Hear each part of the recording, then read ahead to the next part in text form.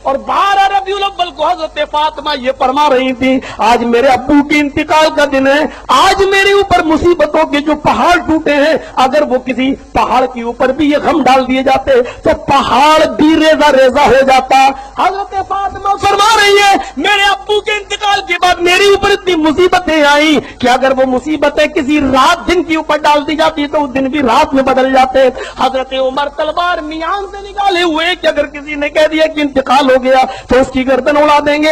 हजरत अबू बकर ऐसे शख्स हैं जिन्होंने सवाला फरमाया कि उमर होश में आओ, अल्लाह की कसम मेरा रब मेरे नबी को दो दो मौके नहीं दे सकता है, जो मौत बरहक थी वो आ चुकी है, अल्लाह के पास जो जाना था वो आ चुका है। देख लिया था। रसूल अपनी मीलाद खुद बयान करते हैं, लेकिन अब बात यह है, कुछ भाइयों का सवाल यह है कि भाई जब हुजूर की विलादत भी 12 को हुई और वफात भी 12 को हुई, विसाल भी 12 को हुआ, तो फिर पैदाइश का जश्न ही क्यों मनाते हैं? आका अलैहिस्सलाम की मौत का गम क्यों नहीं मनाते? ये सवाल बहुत अच्छा है। जो करते हैं अच्छा करते हैं। सुनिए, बुखारी शरीफ की हदीस दे रहा हूं। बुखारी शरीफ असहुल कुतुब बादा किताबिल्लाह सियाह सित्ता में है। जिस दिन नबी की पैदाइश भी हो और जिस दिन नबी का विसाल भी हो, अब दोनों दिन दोनों चीजें एक ही दिन हो तो क्या मनाना चाहिए? ये बुखारी शरीफ में है।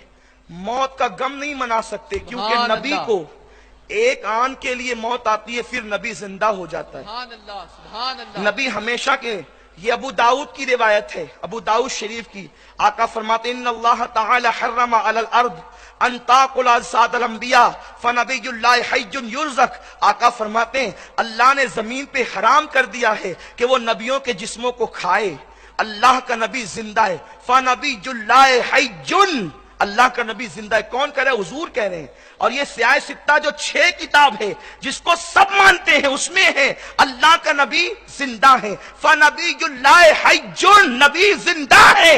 युरज़क, ऐसा जिंदा है कि जितनी जरूरत की चीजें हैं सब अल्लाह नबी को कब्र में अता करता है, नबी को रोजी दी जाती है। तो अर्ज कर रहा था, 12 रबीउल अव्वल विलादत भी है, 12 रबीउल अव्वल को विसाल भी है, तो मनाए पैदाइश का दिन। ये बुखारी शरीफ की हदीस में क्या है सुनो। मेरे आका फरमाते हैं, जुमा ईदुल मोमिनीन है। अगर आपकी गलत फहमी है तो दूर कर लें, 2 ईदें नहीं है। कुछ भाइयों को यह भी गलत फहमी है कि दुनिया में 2 ईद है, ये तीसरी ईद मिलादुन नबी कहां से आ गई? अगर आप बुखारी शरीफ पढ़ेंगे तो पता चलेगा ईदें 2 नहीं है। अगर आप 2 ईदें कहते तो गोया आप बुखारी को नहीं मानते। इमाम बुखारी हदीस लाए हैं, हदीस पाक है। आका फरमाते हैं, जुमा ईदुल मोमिनीन है, यानी इस तीसरी ईद का तस्करा मेरे आका ने फरमाया। जुमा ईदुल मोमिनीन है, मोमिनीन के लिए ईद का दिन है। अब ईद का दिन क्यों है या रसूल अल्लाह? जुमा ईद का दिन क्यों है? तो मेरे आका फरमाते हैं, जुमा के दिन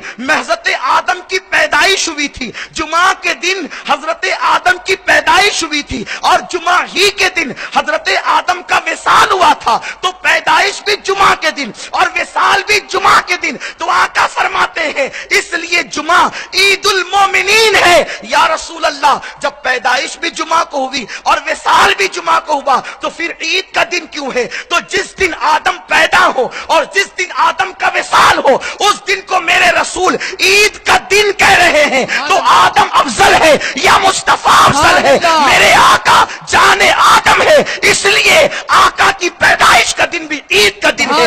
ईद नहीं बल्कि ईदों की ईद का दिन है। मेरे प्यारे आका अलैहिस्सलाम के प्यारे दीवानों, अब बात इतनी है, कुछ भाइयों को यह भी एतराज है कि उस दिन तो हुजूर पर्दा फरमाए, हुजूर अलैहिस्सलाम ने मौत का मजा चखा। हजरत फातिमा रो रही थी, हजरत आयशा रो रही थी, सिद्दीक अकबर रो रहे थे। फिर हम झंडे क्यों लगाएं, हम परचम क्यों लहराएं, हम लाइटिंग क्यों लगाएं, हम खुशियां क्यों मनाएं? सुनो, फातिमतु ज़हरा नबी की मौत पर नहीं रो रही थी, आयशा सिद्दीका नबी की मौत पर नहीं रो रही थी। मैं जिम्मेदारी के साथ अर्ज करूंगा, इसलिए कि नबी की बीवी को बेवा कहने की इजाजत नहीं है, इसलिए कि नबी की बीवी को बेवा क्यों नहीं कह सकते? उनको हम उम्मुल मोमिनीन कहते हैं, उनको हम रसूलुल्लाह की बीवियां कहते हैं। कुरान ने भी उनको नबी की बीवी कहा है और नबी की बीवियां कहकर खिताब किया है, और कुरान कयामत तक मौजूद रहेगा। लीजिए, अर्ज ये कर रहा था कि सैयदा फातिमा के बारे में यह है कि वो अपने वालिद की मौत पर रो रही थी। वालिद की मौत पे वो नहीं रो रही थी, جناب عائشہ صدیقہ کے بارے میں کہ وہ اپنے شوہر کی موت پہ رو رہی تھی، وہ حضور کی موت پہ نہیں رو رہی تھی. بات یہ تھی کہ ان سب کا عقیدہ ہے. ابو داؤد کی حدیث میں نے پڑھی، ان اللہ تعالی حرم علی الارض ان تاکل اجساد الانبیاء فنبی اللہ حی یرزق. اللہ کا نبی زندہ ہے اور اسے روزی دی جاتی ہے. یہ صحابہ کا عقیدہ تھا، بلکہ صدیق اکبر کا عقیدہ تو یہاں تک ہے، انہوں نے حضور علیہ السلام کے پردہ فرمانے کے 2.5 سال کے بعد یہ وصیت کی، جب میرا انتقال ہو جائے تو میرا جنازہ رسول کے آستانے پر لے جانا، دروازہ بند ہوگا، جنازہ باہر رکھ دینا اور پوچھنا یا رسول اللہ جو ابو بکر ساری زندگی آپ کے ساتھ ساتھ رہا، وہ قبر میں بھی آپ کے ساتھ رہنا چاہتا ہے. اس حدیث کو الخصائص الکبریٰ میں امام سیوطی نے لکھا ہے. جب اللہ اکبر صدیق کا وصال ہو گیا، سب لوگ جنازہ لے کر کے پہنچے. مولا علی نے عرض کیا یا رسول اللہ جو ابو بکر دنیا میں ساتھ ساتھ رہا وہ قبر میں بھی ساتھ رہنا چاہتا ہے. یہ کب علی عرض کر رہے تھے؟ مولا علی کب عرض کر رہے تھے؟ علی کسی مولوی کا نام نہیں، علی مولائے کائنات کا نام ہے، جس کے بارے میں نبی کہے انا مدینۃ العلم و علی بابها، میں علم کا شہر ہوں، علی اس کا دروازہ ہے. وہ علی ہاتھ جوڑ کر کہتے ہیں حضور یہ ابو بکر آپ کے ساتھ مزار میں رہنا چاہتے ہیں. امام سیوطی حدیث لکھتے ہیں اندر سے آواز آئی محب کو محبوب سے ملا دیا جائے اور دروازہ کھل گیا. صحابہ نے نبی کے قدموں میں رکھ دیا. یہ صحابہ کا عقیدہ تھا. وہ نبی کی موت پر نہیں رو رہے تھے، نبی کے بچھڑنے کی وجہ سے رو رہے تھے.